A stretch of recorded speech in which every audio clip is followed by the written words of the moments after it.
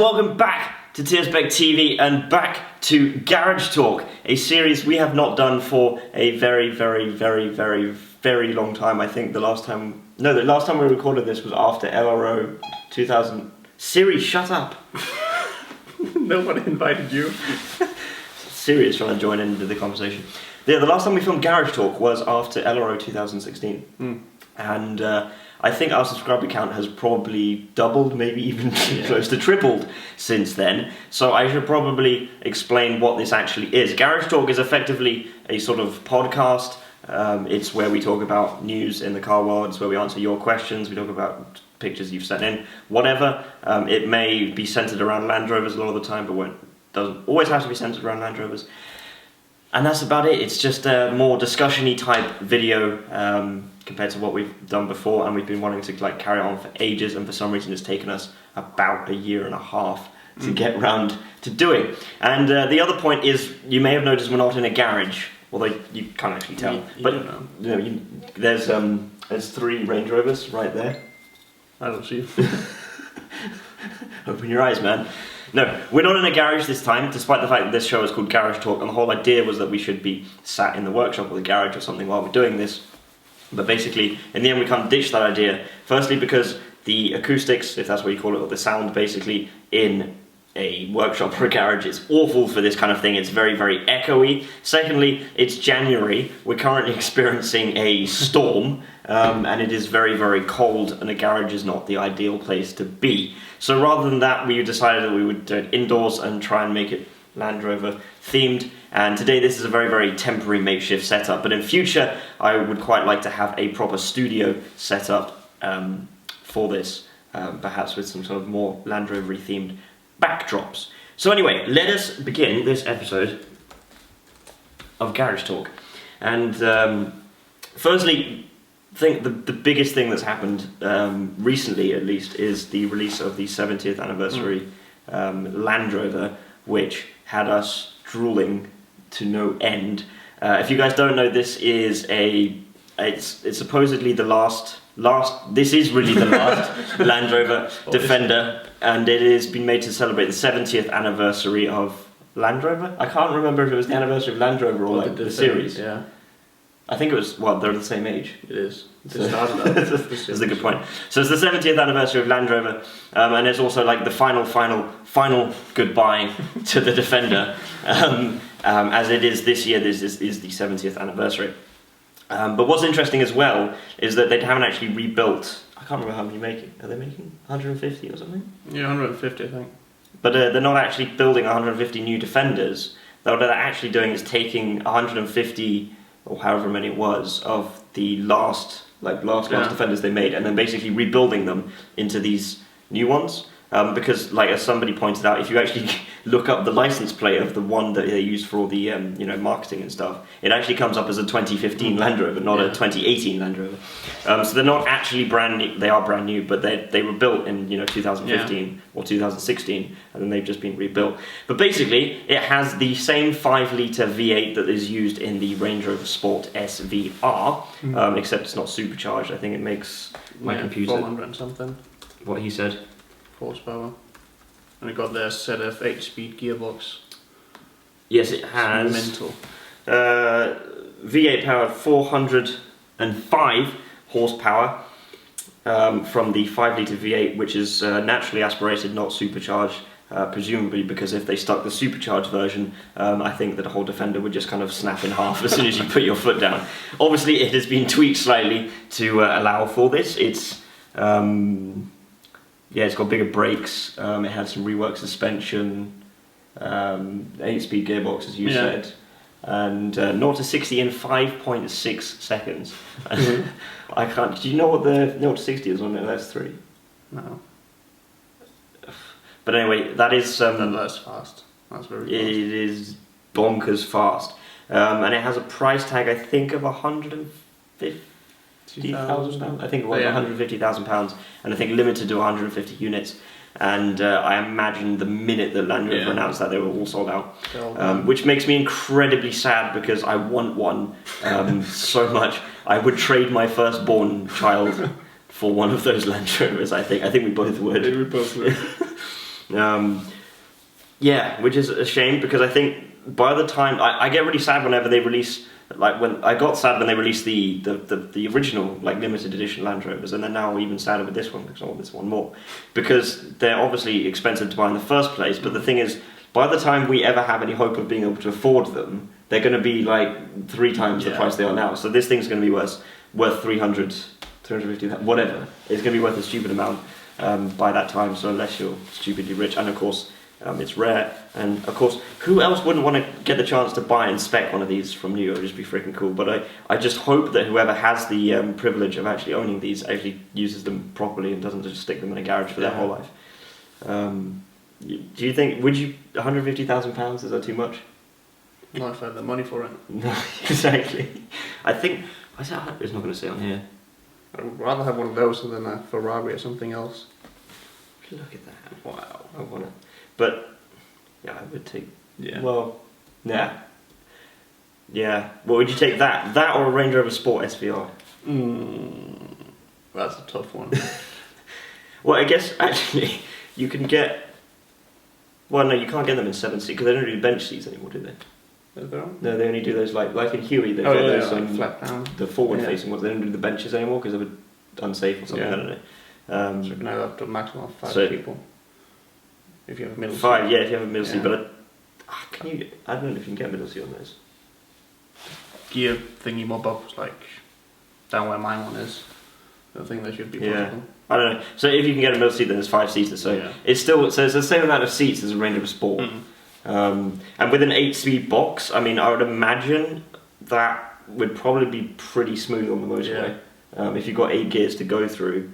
Even though it's, I mean, I guess the thing isn't really the engine noise, it's the wind noise. It's still going to be windy when you're going down the motorway or whatever. But I would love to take one of those on the Autobahn and just see how far that you could get that thing to go. I would just surprise people with it. Yeah, that would. BMWs or Mercedes or something. You know what I should have done? I should have come up with a list of like sports cars that is as fast as 5.6 seconds. But there must be a point, I mean in the 80s or something, that's probably close to what supercars were doing in the 80s or the 70s or something. And you can do it in a Defender. It's just a box. A shoe box. But I want it more than anything right now. And do you remember, like, we were both saying that, we kept on saying that when Land Rover released the Heritage Edition, eventually, like the final edition Defenders, so why the hell didn't they just be silly and take either the V6 that they use in the F-Type or the V8 that they use in the F-Type and the Range Rover, stick it in a Defender, make it limited, put the price up super high, because people are going to pay that. There'll always be people who are willing to pay that. They could make 1,000 of these and they would easily sell in 5 minutes. And then, lo and behold, like out of nowhere, they did it. And what's interesting is I don't know if they were planning that for ages or whether it was spontaneous, because I feel like if they planned it, then why did they end Defender production so early? If you know what I mean, because they had to go and rebuild old ones to make this, which seems like it was just more of an afterthought. So I don't know if it was like a last minute thing. I don't know. It's weird for a big corporation like Land Rover. I think part of me says they wouldn't have done it so spontaneously, because that's not how it must have been planned. But it just seems weird that they did it in the way that they did. It would just seem weird for them to build 150 Puma Defenders and then be like, okay, in 2 years we're going to rebuild these. Unless they built 150 and they kept them in storage. Yeah, just kept them without the engine in it. They might have just put them into a warehouse somewhere and left them for 2 years. I think that must have... I hadn't thought of that.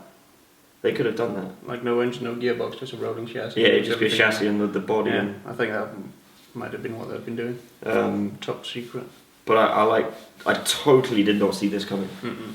So I remember just waking up and seeing that on my social media feed. But they did do it with their 50th anniversary. They did the 4-litre V8. Yeah, and then the interesting thing is in the all this marketing material here. I've got my laptop in front of me. They reference back to that, saying this is because this is the only V8 Defender they've done since the 50th anniversary. The last one they did was the 50th anniversary, which was 20 years ago, obviously. So it's been a long, long time, and it's a shame. But at least I think it's a good way to send it off. But like I say, I'm just sad that if I do get the chance to own one, I'll be paying much, much more than most people, I think. But yeah, just if there's anyone out there who has one, can I please have a go? Please. We build our own V8. Yeah. I think that'll be cheaper to do. Well, it's funny because I made that poll on, I think it was on Facebook or Instagram or something, comparing, saying like, would you take your V8 or would you take this one? And everyone was just like, we'll take yours. Yeah. And I think a big part of that is the price of this one. But I'd still take that. So I would take that one. It was if it was free, I would take it. But if I had the chance to take a used Rover V8 or that one, like if you had all the money in the world, so money didn't matter. then I would You take just 3 take of that. those. Exactly, you would take 5 of those and have like 5 different colours and have one for Sunday, one for going shopping, one for going off-roading, one for going whatever. Yeah, I want to. Is there any information I've missed? I don't think so. It has nice bucket seats. Are they Recaro bucket seats? I think. Probably. It's got some slightly posher interior. It's got the really nice Selector. whatever gear lever thing. 70th anniversary badge. It's got the wheels that are bespoke. It's only this Land Rover has those rims as well. And I think apart from the wheels and the badges, the only other thing that was different was like there's a grill or something. There's an extra grill on it, on the front, I think, or below the lights or something to allow more air intake. But other than that, it's basically like you wouldn't be able to tell it from a normal Defender. So, the other thing is they're going to make a 110 version, which I haven't seen any pictures of. I thought it only made a 90 version. No, I think they said that you can order it in a 110 as well. Yeah. But I haven't seen any pictures of one of those yet. I don't know. I don't know when they're going to hit the roads, either when they're being delivered to the customers or whoever's ordered them. So, yeah, I want one. Anyway, that is basically the next step towards the new Defender, I think. Basically, this is like the last goodbye, then the next was like the reveal, which is this next year, I think, isn't it now, with the new Defender.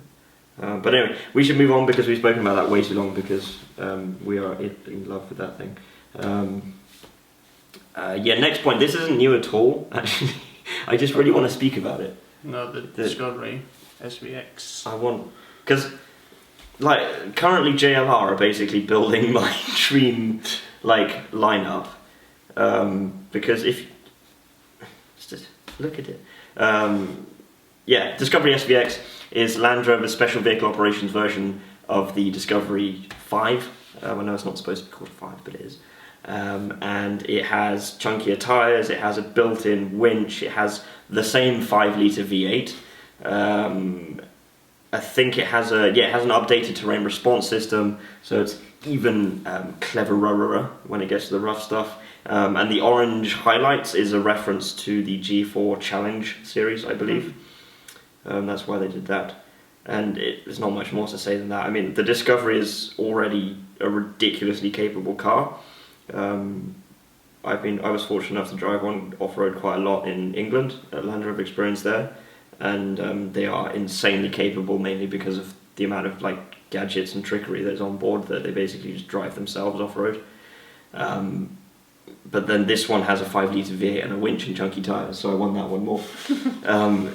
And it's...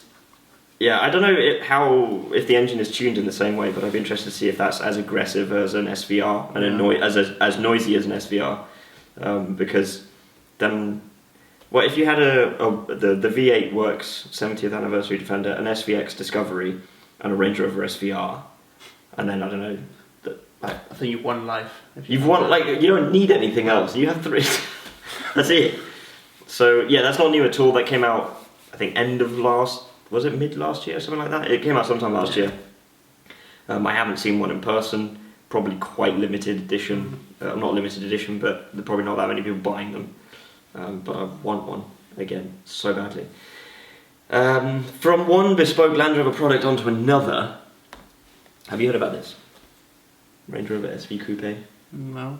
It is, basically, I don't know why they're making this, where it came from, to be honest. But Land Rover are making a 2-door version of like the big Range Rover.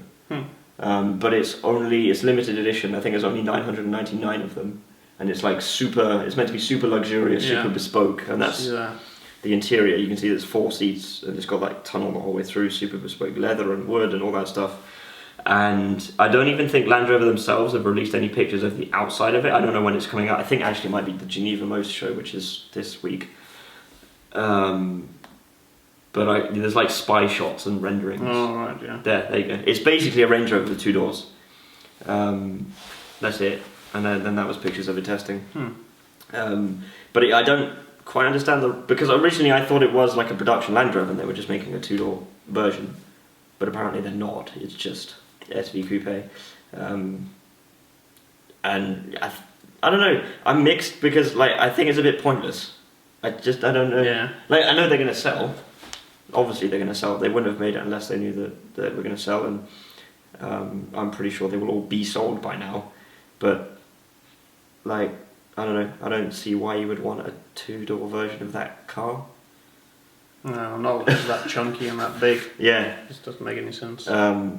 I mean, no doubt it'll still be ridiculously good off-road. It'll still have the same terrain response and everything, so it'll still have the same ride height. It'll still be very good off-road. It'll still be very comfortable. I'm pretty sure it'll be almost the same as a normal Range Rover to drive, just with 2 doors. I just don't... I think they just made it because they can. I think they just made it because they knew they would make money off of it. Because it's probably got a ridiculous price tag because it's limited edition and it's bespoke, and they just give it to like their VIP customers or whatever. Or maybe it's a glimpse back for the Range Rover they did. They also did a 2-door the first Range Rover. Oh, that might be it. I hadn't thought of that. 2-door and 4-door. Maybe that's like a step back to honour that and do a 2-door. Oh, maybe that's part of the 70th anniversary thing. Maybe. I hadn't thought of that. If there's anyone shouting at me now, I'm sorry. It probably is. Yeah, that's probably right. Whatever, I'll still take all those other Land Rovers we just spoke about and stuff. Anyway, there's snow in that picture, which has just reminded me we should talk about the Beast from the East.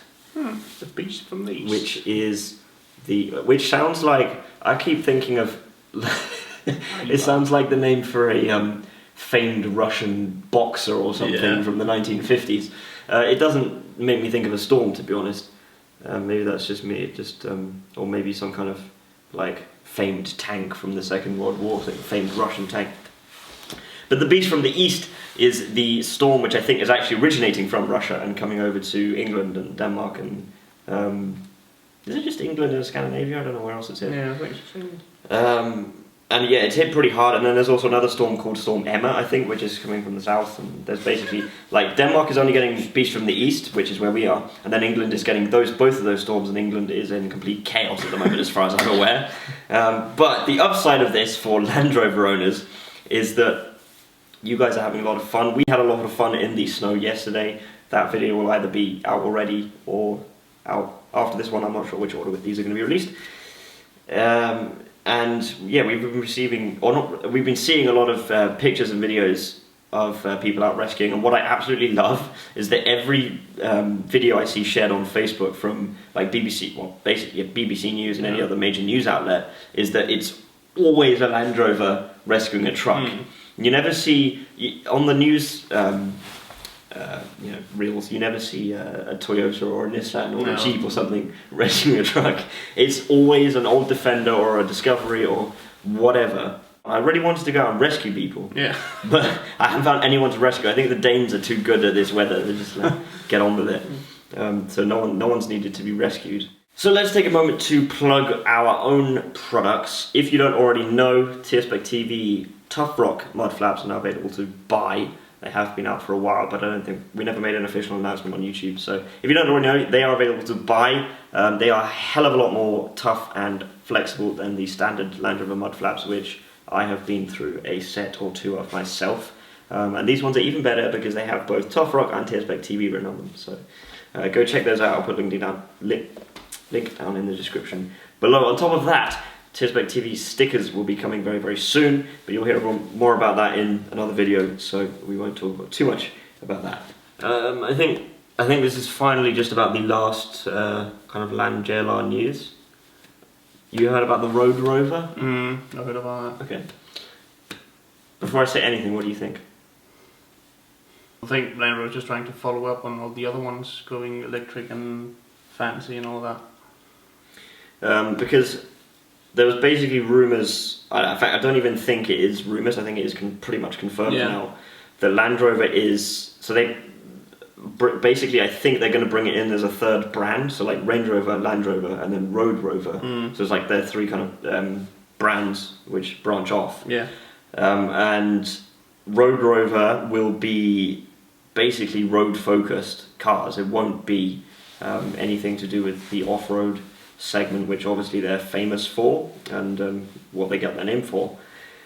And there's been a bit of uproar, I think, from what I've seen in the Land Rover community, because people are like, well, why the hell, you know, a lot of people I think get angry because they think that Land Rover is currently, or Land Rover has, you know, strayed away from what they originally did, and now people see that they're going to go into road cars as well as a segment and get even more confused and annoyed.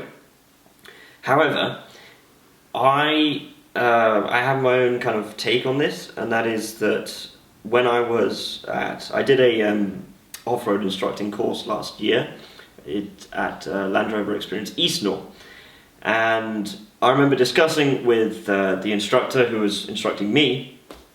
I was talking to him about the two-wheel drive Range Rover Evoque, because I said to them, how can you make a two-wheel drive Range Rover Evoque? You know, how can Land Rover make a two-wheel drive car? Isn't that a bit sacrilegious? You know, it doesn't make any sense to have a two-wheel drive car in that brand name, or a badge on that car.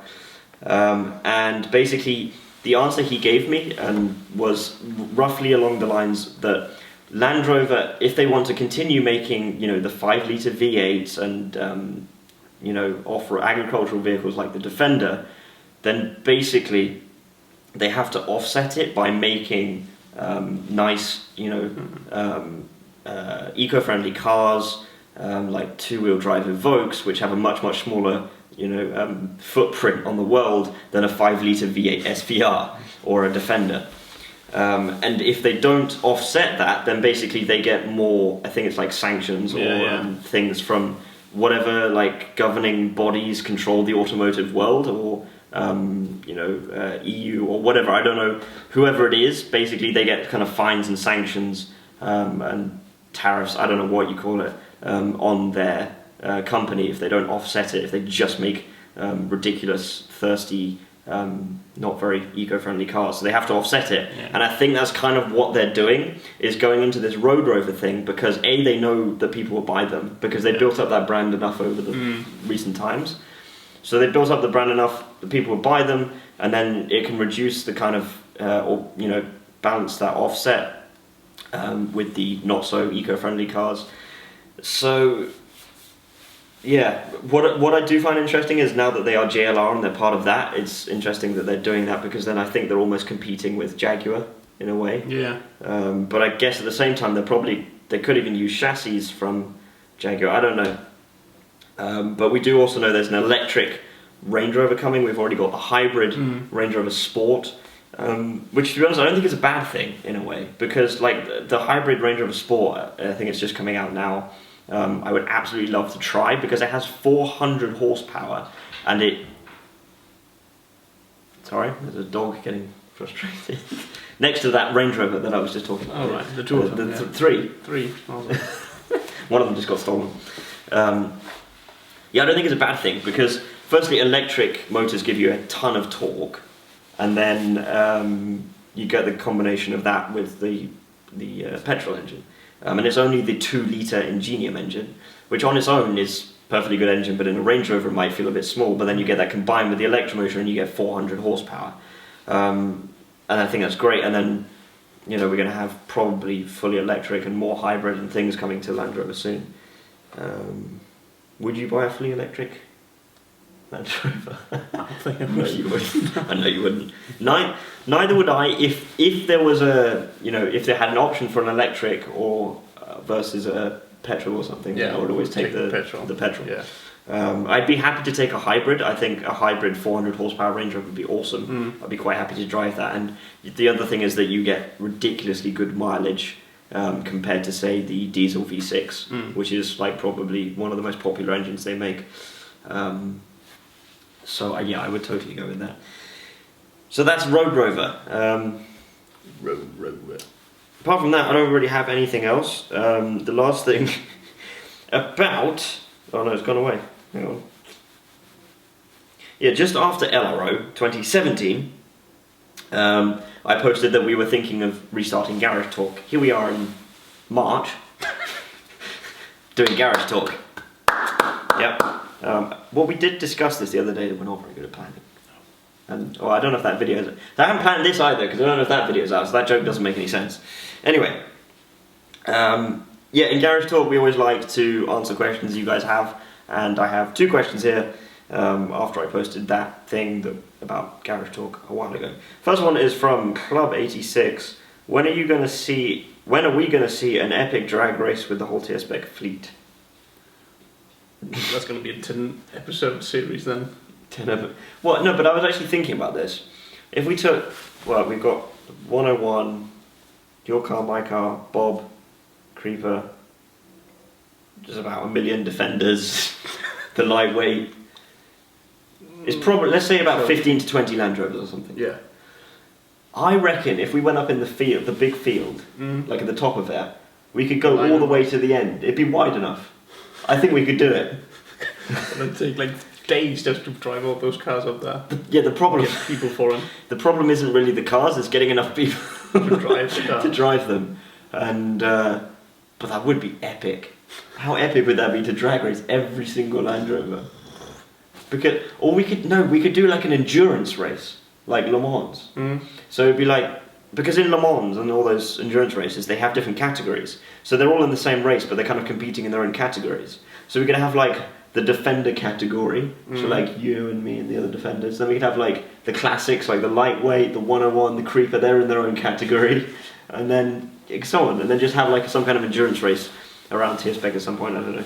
We'll figure it out. Anyway, next question. Will there be a video on how to off-road with a Land Rover, since you have access to a forest, which I can only dream of? And yeah, we've actually discussed that. Yeah, we did.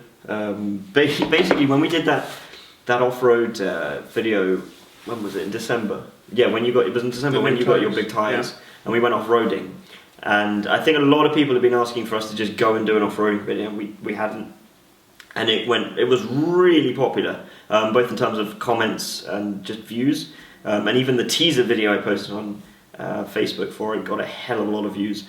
So that was really, really popular. So I think we'll easily do some off-road stuff, and we were discussing actually going out and doing like a little series maybe of obstacles and off-roading. And the camera just decided to stop recording for some reason, so I apologise for getting cut off on that very last bit, but that was basically the end of the video. Anyway, all I wanted to say was that if you have any questions or comments or whatever for the future episodes of Garage Talk, then leave them down below and we will answer them in the next one. Or send us pictures of your Land Rovers projects, whatever you are up to. We will talk about it in the next episode, and hopefully it won't be a year and a half until that one. Anyway, we'll see you next time, guys. Thank you very much for watching.